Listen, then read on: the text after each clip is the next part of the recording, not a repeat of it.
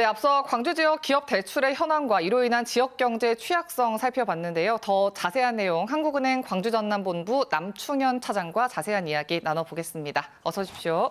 예, 안녕하십니까? 네, 먼저 이번에 광주 지역 기업 대출 현황에 대한 보고서를 내셨습니다. 그러니까 광주 지역에 있는 기업들이 금융기관에서 돈을 얼마나 빌렸고 이 빌린 돈을 어디에 썼는지를 조사를 하신 건데 왜 조사를 하게 되신 건가요? 예, 그래서 근래 기업 대출이 굉장히 많이 늘어난 그 추세를 보였고요. 그런데 이렇게 기업 대출이 증가했으면은 이 돈이 어디론가 가지 않았겠습니까? 근데 이것이 어떤 산업으로 갔는가? 그리고 그러한 배분이 과연 광주의 지역 경제 성장에 기여하는 방향으로 이루어졌는지 그거를 점검하고 평가할 필요가 있다고 생각해서 이런 연구를 하게 되었습니다. 네, 보고서 내용을 좀 더 자세히 좀 들여다보겠습니다. 광주의 기업 대출이 지난 8년 사이 70% 가까이 급증을 했는데 이 중 증가분의 3분의 1, 그러니까 거의 뭐 대다수는 아니겠지만 많은 양이 부동산업으로 향했다라는 건데 이 부동산업이 쉽게 말하면 기업들이 뭐 땅이나 건물을 사기 위해서 대출을 했다 이런 내용인가요? 일단 기본적으로 제가 사용한 데이터는 그거 대출의 용도라기보다는 그 돈을 빌린 기업들의 그 주된 활동이 무엇인지를 기준으로 했습니다.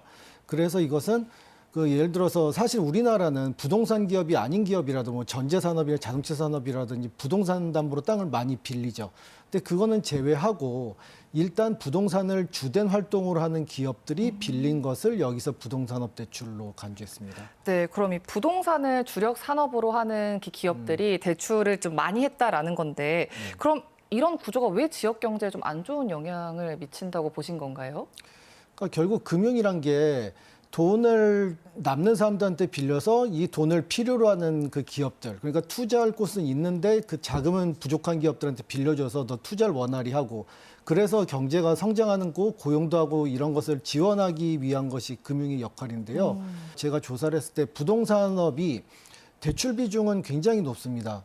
그래서 이렇게 대출 비중은 22%가 넘는데 그 부가가치 비중은 8%가 조금 넘는 수준밖에 안 되거든요.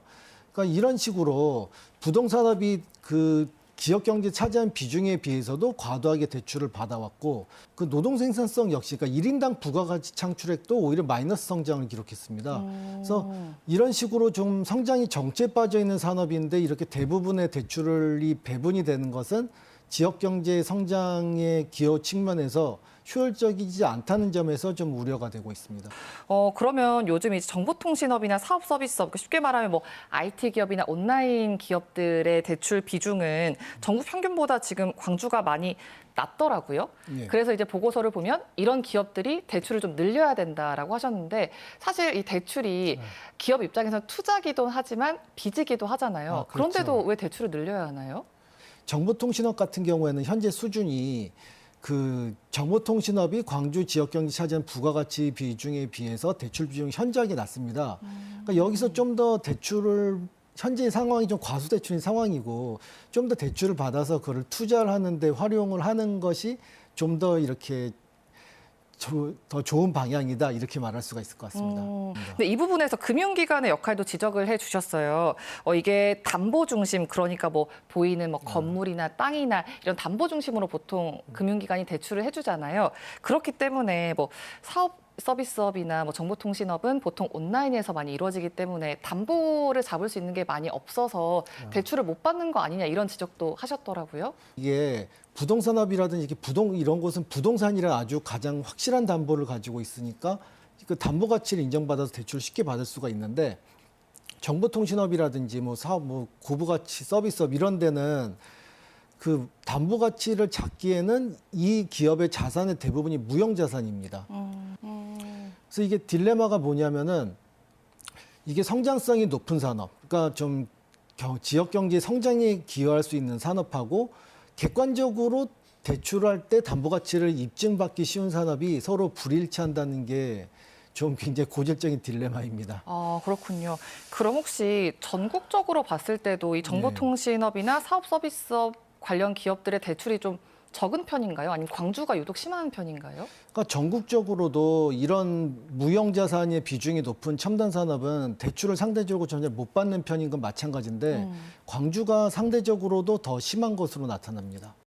네, 사실 기업에 좀 대기업을 유치하는 것도 좋지만 좀 성장 가능성이 있는 기업들을 키워서 일자리를 늘리는 것도 중요하잖아요.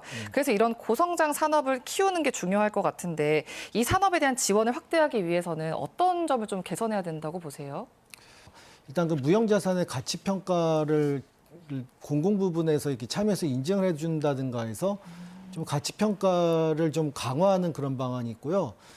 그러니까 이렇게 뭐 중소기업 등이 좀 우수한 기술을 보유하고 있으면은 그 기술을 평가해 가지고 그만큼을 담보 가치를 산정해서 이렇게 그 기술보증재단에서 기술 그 담보를 보증을 해줍니다. 근데 또 이것도 약간 좀 조심할 부분은 이게 보증을 너무 강화하다 보면 또 이게 은행들이 오히려 반대로 보증 없으면 대출 안 한다 이럴 수도 있잖아요. 네. 그러니까 이게 이런 보증에 기반한 정책 대출도 강화를 하되 이런 것들이 은행에서 자체적으로 이런 거를 적극적으로 심사하려는 인센티브를 뺏어가지 않도록 좀 잘 균형을 맞출 필요가 있습니다.